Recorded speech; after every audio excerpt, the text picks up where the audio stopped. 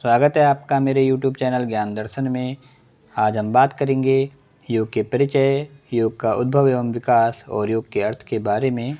चलिए शुरू करते हैं। सबसे पहले हम जानेंगे योग का परिचय। योग मानव जीवन की सर्वोत्कृष्ट निधि है।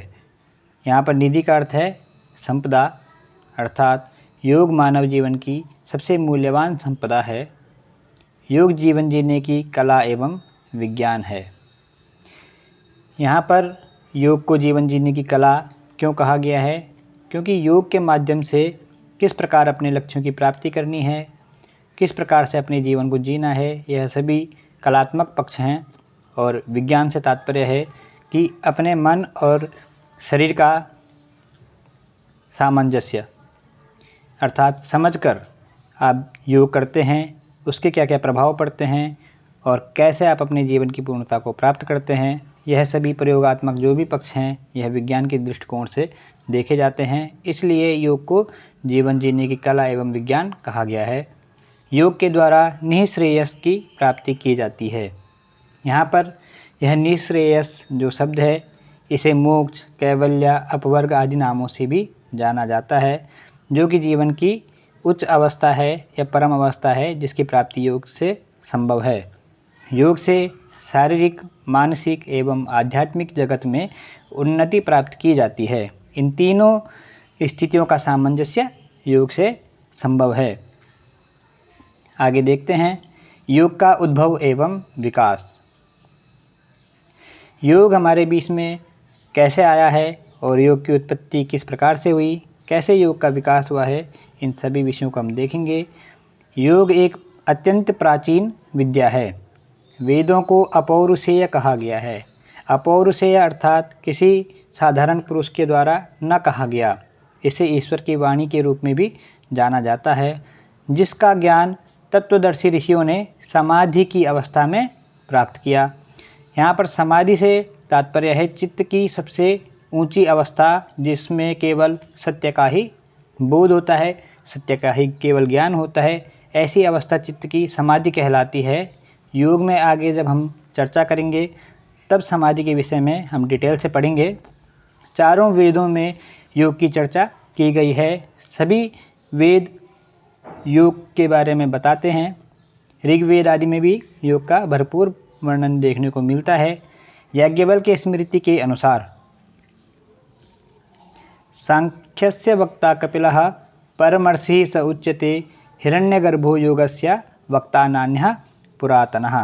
यहाँ पर हम देखते हैं कि सांख्य के वक्ता महर्षि कपिल हैं, अर्थात सांख्य शास्त्र के जो मुनि हैं वह महर्षि कपिल मुनि हैं। और हिरण्यगर्भ ही योग के आदि वक्ता माने गए हैं।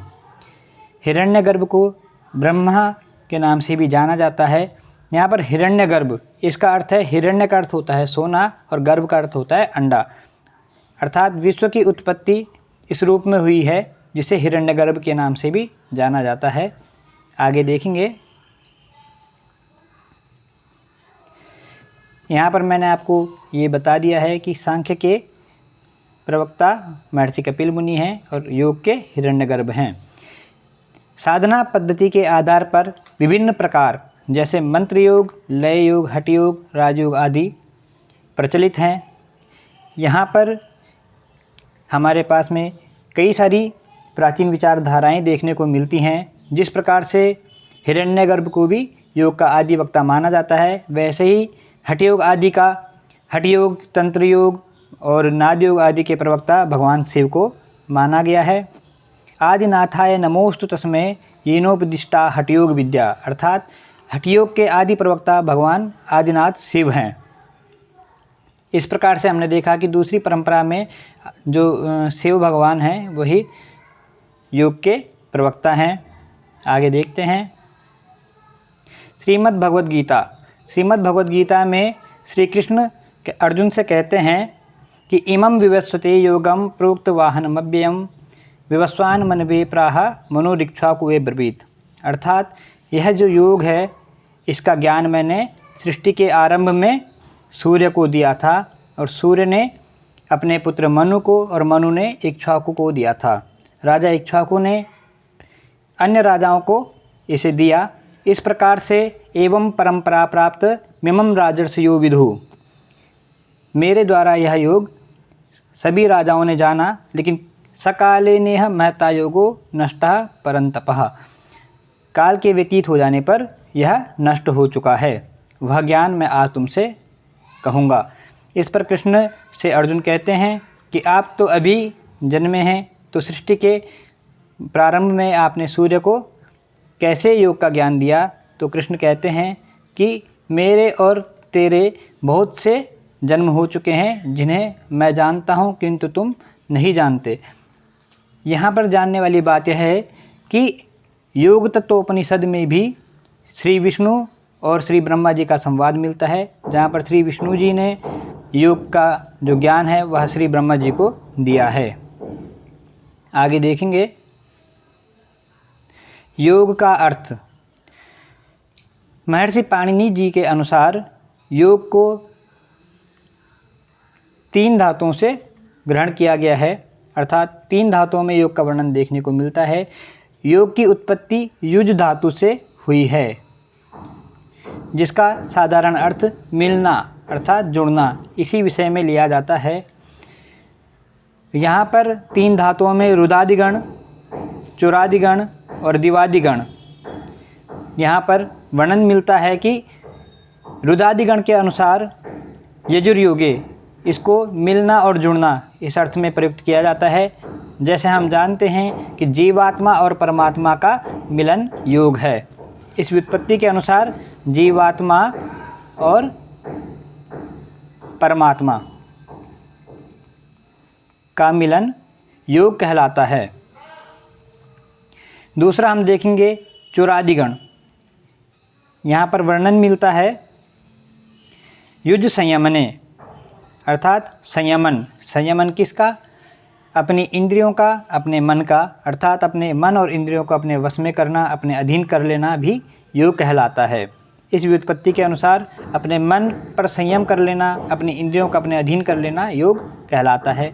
और दिवादिगण युज समाधो, इस व्युत्पत्ति के अनुसार समाधि ही योग है, अर्थात चित्त की वह अवस्था जिसमें केवल सत्य का ही बोध हो, उस अवस्था को प्राप्त कर लेना समाधि कहलाता है। उसे ही यहाँ पर योग माना गया है, उस अवस्था की प्राप्ति ही योग कही गई है।